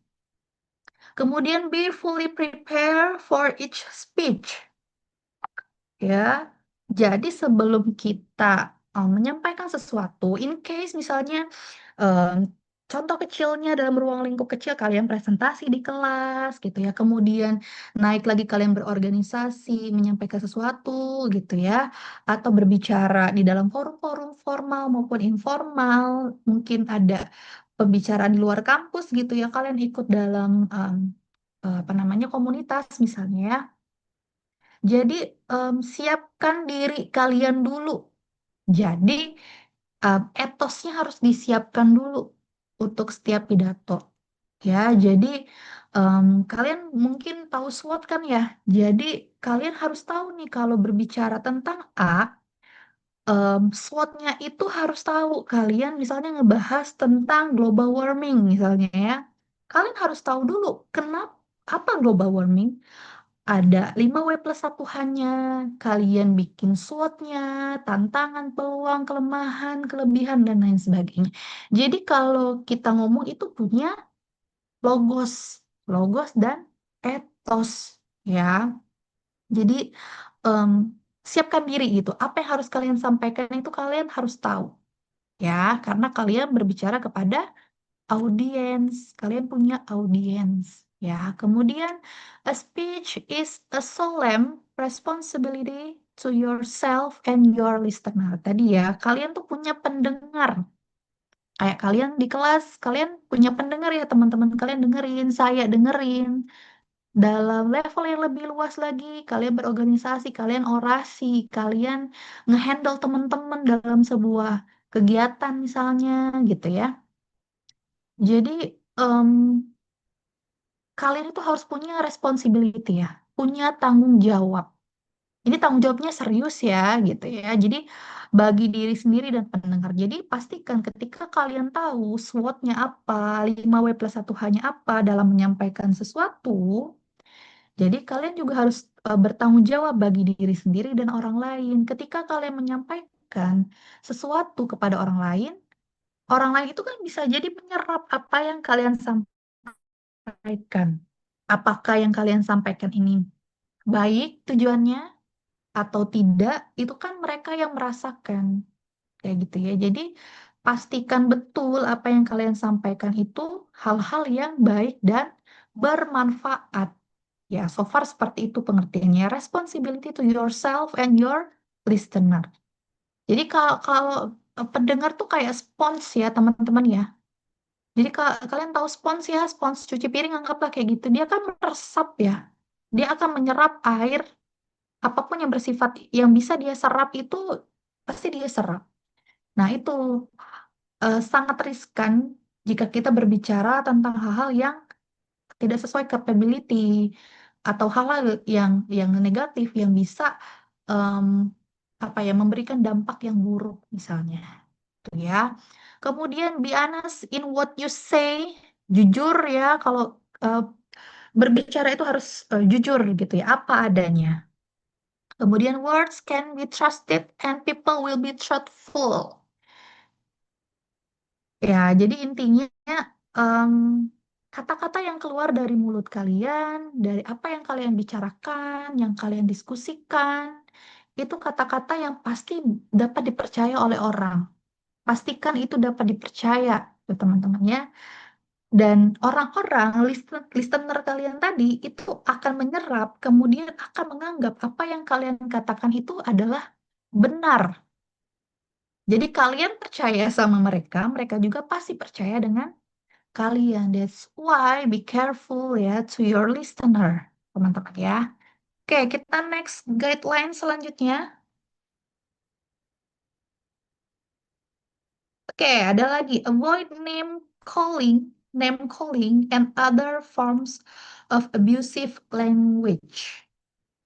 Ya, jadi setelah kalian berbicara, baiknya ya tadi saya bilang di awal ya ada 5W+1H, ada SWOT ya. Misalnya kalian menyampaikan apa gitu ya.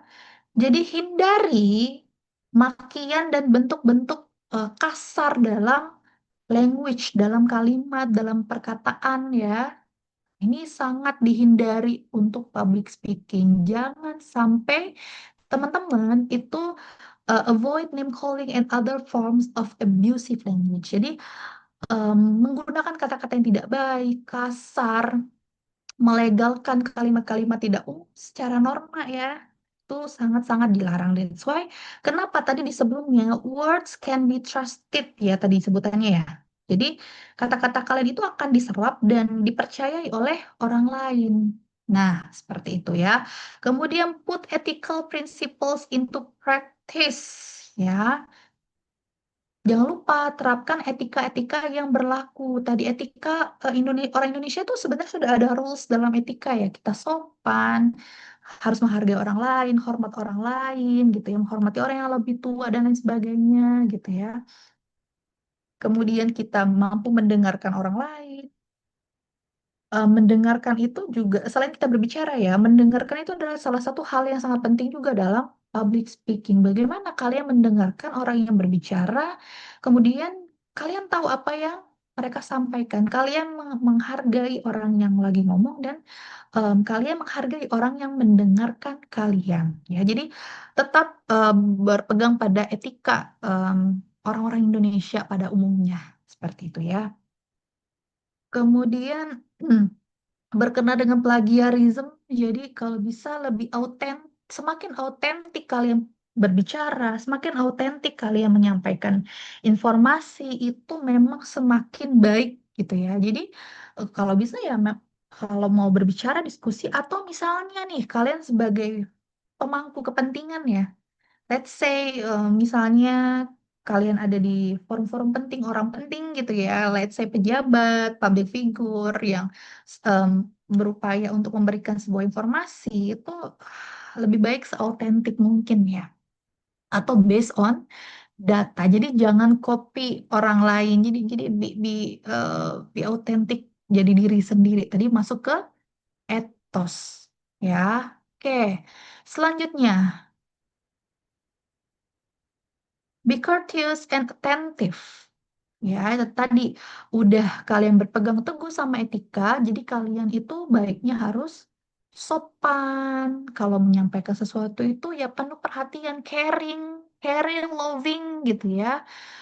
Jadi nanti kalian, wah nih orang lovely banget ya kalau ngomong, kalau berbicara. Pasti kalian punya nih orang-orang yang kalian anggap public speakingnya oke, apa yang hal-hal yang bersifat logos, etos dan patosnya tersampaikan dengan baik.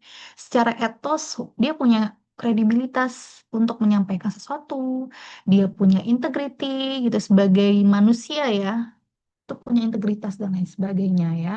Jadi mungkin kalian one day gitu kalau kalau misalnya saya suruh praktek public speaking itu kalian mampu untuk bersikap sopan kepada pendengar gitu ya, kepada orang-orang sekitar yang mendengarkan kalian. Kemudian maintain the free and open expression of ideas.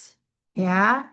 Jadi keterbukaan dalam berekspresi, mengemukakan ide dengan baik itu adalah salah satu penilaian penting dalam public speaking. Ya. Oke, karena memang tidak bisa di-play tadi ya, jadi silakan aja cari ini pidato Putin dan Trump baru-baru ini ya, waktu mereka lagi ada bertemu di Alaska berkenaan dengan hubungan bilateral dua negara. Jadi silakan kalian perhatikan public speakingnya Trump dan public speakingnya Putin.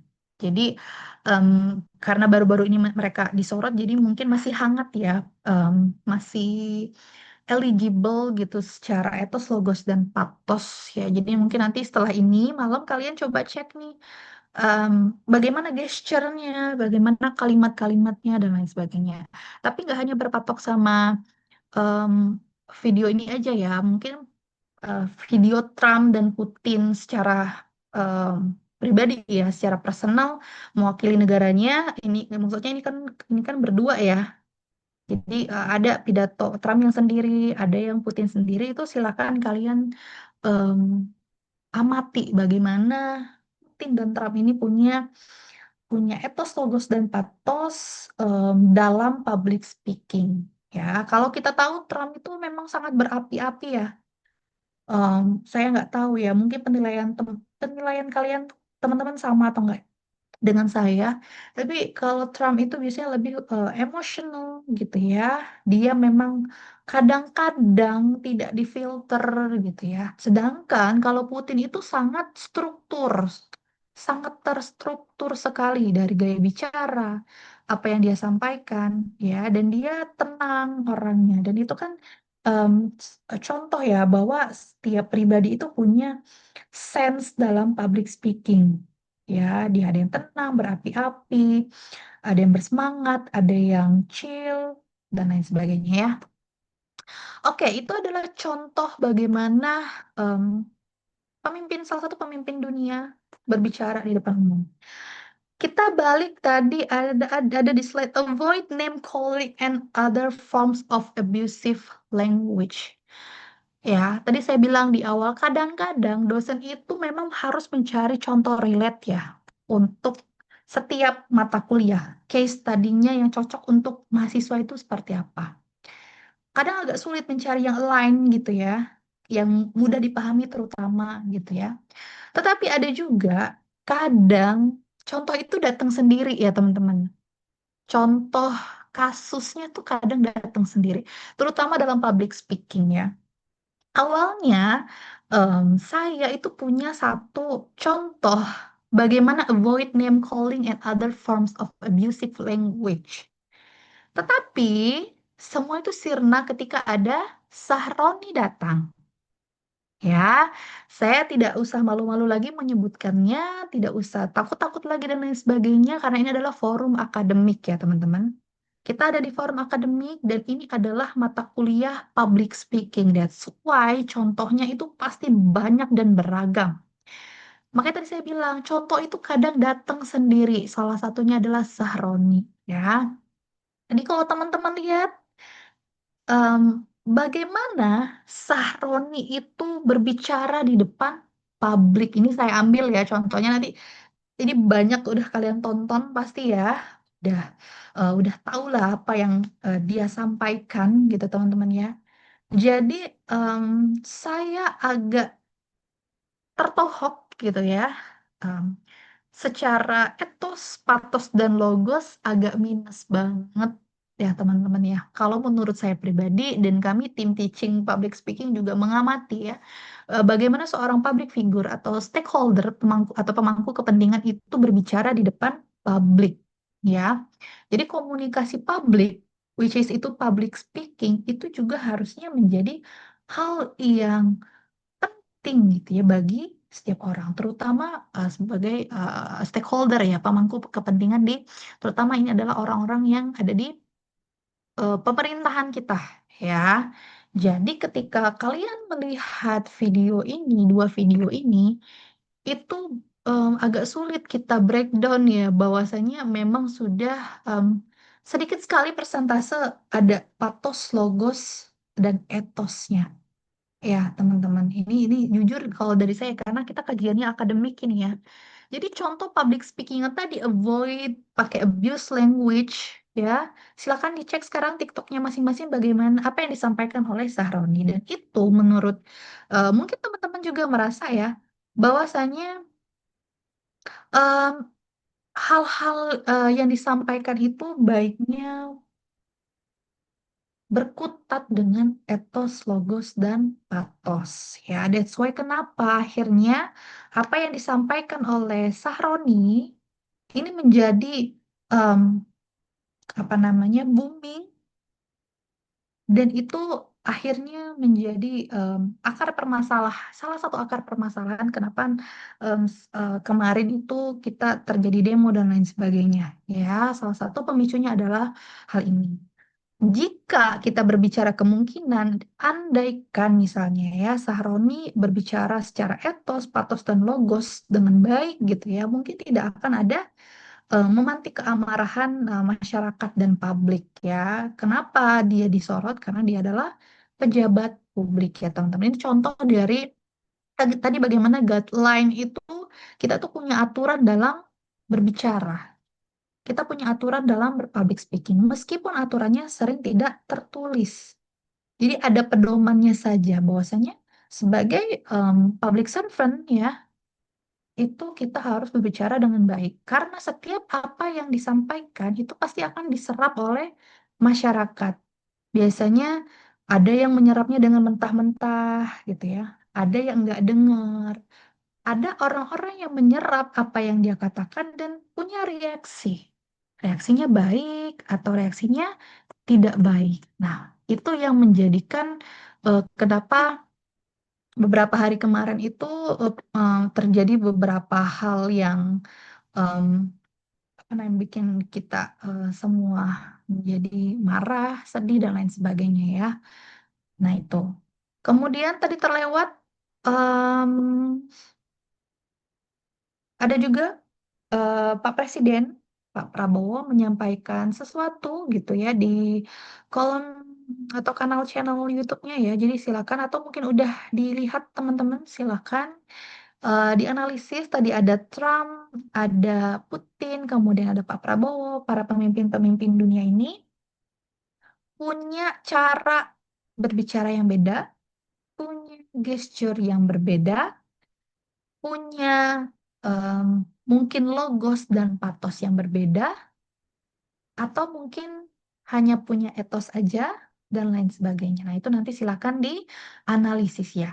Nggak hanya tiga presiden, presiden ini banyak ya contoh-contoh secara public speaking yang lainnya, tetapi sebagai contoh, kalau kita one day jadi public servant gitu ya, baiknya kita punya etos, logos, dan patos tadi ya, teman-teman. Itu sebagai basic knowledge dalam berbicara di depan umum. Ya, ini contoh buat kita semua ya, bahwasanya apa yang kita sampaikan akan diserap dan itu bisa jadi menjadi bumerang bagi orang lain dan kita sendiri. Ya, oke. Sekian PPT hari ini berkenan dengan sejarah dan etika public speaking. Harusnya ya teman-teman karena kita online ya, harusnya pertemuan 3 ini kita udah praktis tentang etika public speaking. Tapi nggak apa-apa, nanti di minggu depan aja saya kasih dulu materi-materinya seperti apa. Jadi nanti mungkin di pertemuan 4 offline, semoga udah offline ya, kita akan praktis berkenaan dengan public speaking.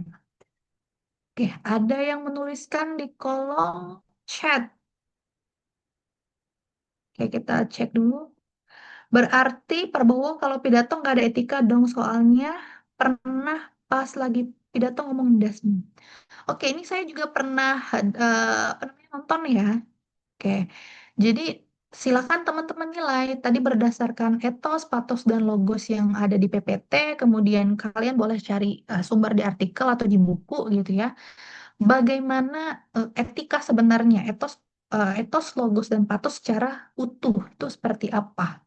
Ya, nanti silakan dianalisis. Apakah menurut kalian stakeholder yang ada, pemangku kepentingan di Indonesia itu sudah berbicara secara etos, logos, dan patos? Ya, gitu ya Hanif. Shanli, apakah klarifikasi dia terverifikasi asli atau AI Bu yang klarifikasi soal saya? Oke, yang mana AI? Jadi kalau dia pakai baju biru, ini kan konferensi pers dia ya, asli. Saya juga ngambilnya dari TikToknya Tempo. Jadi dipastikan tidak AI gitu ya. Dan kemudian yang kanan juga sama. Tetapi sekarang gini ya, karena memang sulit ya sekarang. AI itu udah bisa memanipulasi ya. Jadi baiknya kalau kalian ragu terhadap sebuah video, misalnya kalian ragu nih terhadap video Sahroni yang ini nih, bisa jadi dia ngomongnya yang lain ya karena misalnya terdeteksi AI. Baiknya memang harus melihat sumber aslinya. Misalnya kayak Sri Mulyani kemarin. Jadi karena dia itu ada di forum akademik ya, dia berbicara di acara di ITB dan itu live ada di YouTube. Jadi pastikan di YouTube kalau di luar itu ya berarti bukan bukan hasil dari ucapan aslinya gitu ya. Jadi intinya double checking lagi ya, Shenli. Jadi ketika ada video yang kalian rasa emang iya nih gitu ya, itu harus kalian double check, cari video-video runut, video aslinya gitu ya. Even AI, apakah ada pendeteksi AI secara valid? Oke, kalau video so far yang saya tahu itu belum ada ya. Tapi kalau misalnya secara tulisan itu sudah ada dan sudah berlaku di forum-forum akademik ya. Jadi itulah teman-teman, jangan jadikan AI itu sebagai main course ya. Jadikan AI itu sebagai pendamping, your assistant, asistenmu. Jangan jadikan dia tuanmu. Itu ya, kalau saya selalu share ke kakak kelas kalian, AI itu jangan jadi main course. Jadikan dia side dish, ya. Jadikan dia garnish, gitu ya. Artinya apa? Pengetahuan kalian itu lebih penting daripada AI. Tetapi AI bisa menjadi penunjang, membantu. Tapi jangan sampai AI itu ya menguasai kalian. Jadi apa-apa tugas AI. Kalau nggak tahu nanya AI dan lain sebagainya. Nggak masalah sebagai misalnya em, butuh ide, tapi secara knowledge itu kan memang berbeda ya secara pengetahuan. Kalian belajar knowledge management ya. Jadi pengetahuan manusia itu walaupun sudah ada AI tetap apa namanya canggih gitu ya, pengetahuan kita tuh canggih. Tapi kalau untuk plagiarism secara video itu belum tahu ya. Kita harus tanya kepada Aji. Tahu Aji?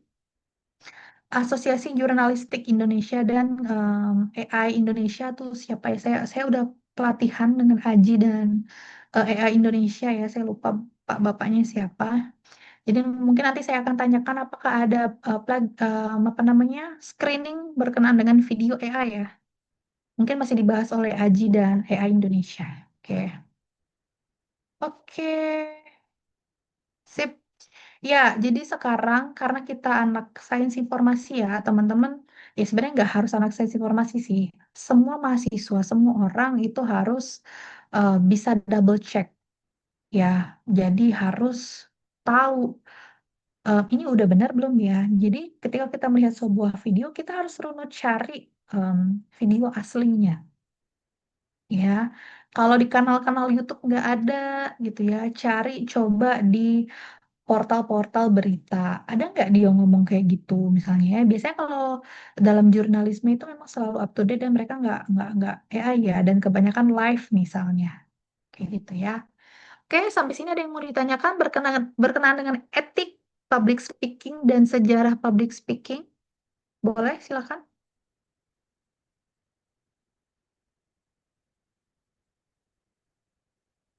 Nih, andai saya nggak tahu terdengar atau enggak ya. Nanti saya kasih PowerPoint-nya.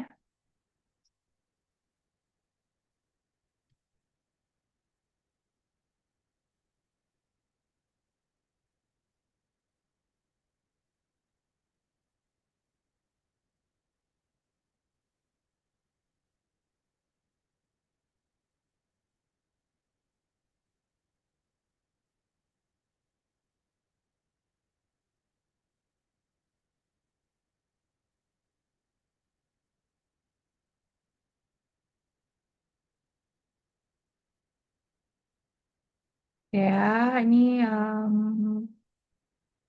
ini ada video kedua.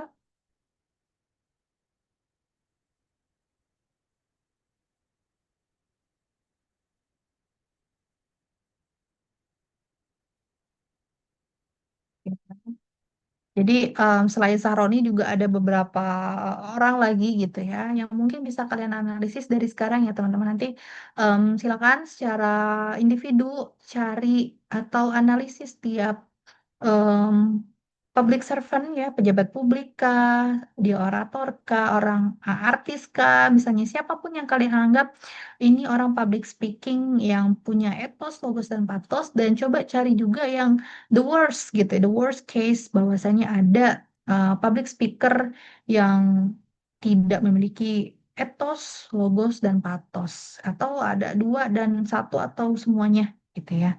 Nanti minggu depan kita bahas contoh-contoh yang relate minimal 6 bulan terakhir ya, mungkin ada beberapa hal yang kalau istilah anak-anak TikTok sekarang tuh apa bumi gonjang-ganjing ya gitu ya. 6 bulan terakhir kan memang lagi aktif-aktifnya misalnya dunia dan lain sebagainya. Coba cari dan analisis seperti apa em, public speaking setiap individu yang kalian temukan ya. Jadi nanti minggu depan coba bawa satu-satu contoh ya. Kalau bisa tidak sama ya, nanti coba cari aja dulu. Nanti minggu depan kita bahas satu persatu. Seperti apa etos, logos, dan patos dari tiap public speaker.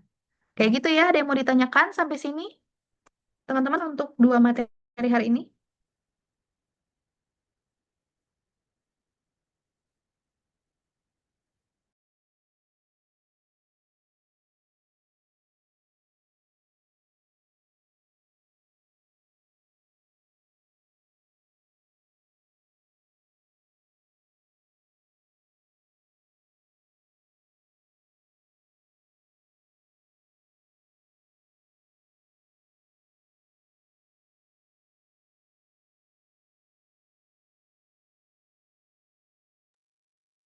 Oke, paham ya. Jadi tugas kalian selain cari apa namanya video-video public speaker gitu ya di dunia, saya pengen teman-teman tonton lagi video pernyataan dari Pak Presiden ya. Jadi tolong ditonton. Jadi minggu depan nanti kita akan bahas bersama seperti apa etos, logos dan patosnya ya. Video yang tadi saya masukkan dalam slide yang ini ya. Nanti ditonton lagi minggu depan kita bahas. Oke, ya, teman-teman nanti kita akan diskusi bareng-bareng seperti apa etika public speaking yang disampaikan gitu ya. Oke, ada yang mau disampaikan lagi nggak berkenaan dengan materi hari ini? Sudah paham semuanya? Paham nggak? Atau masih bingung?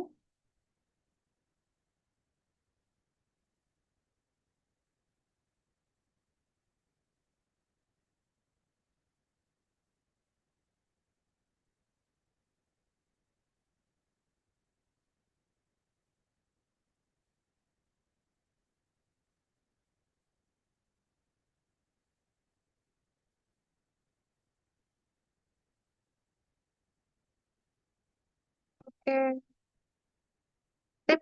Kalau seperti itu, mungkin saya cukupkan pematerian hari ini. Tolong diulangi lagi nanti ya, materi-materinya dibaca lagi, dipahami lagi.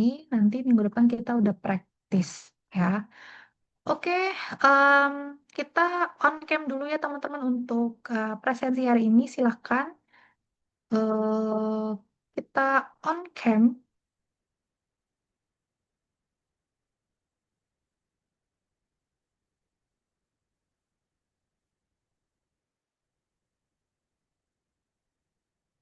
Oke.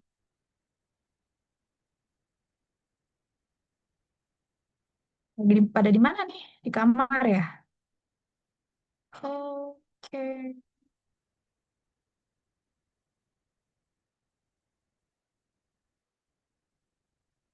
yuk on cam dulu yang belum.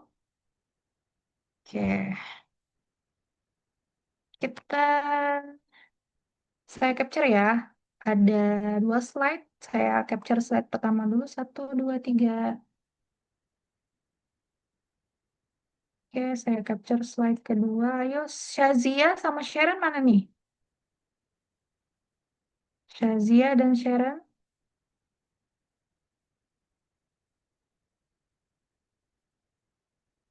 Oke ya, thank you so much. Oke, nggak masalah. Oke, thank you so much. Ketua kelasnya siapa ya? Saya lupa tadi. Dindra ya, bukan ya? Diandra ya? Bukan? Iya, Bu.